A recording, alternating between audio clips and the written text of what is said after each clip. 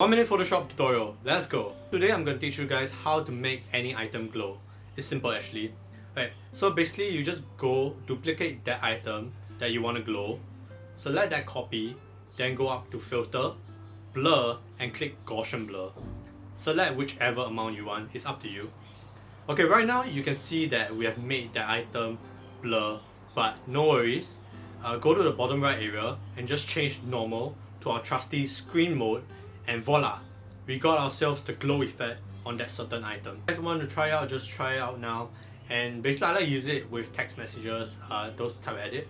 Yeah, so just have fun with it. Hope you guys learned something. Yeah, please like, share, and if you're watching on YouTube, please subscribe.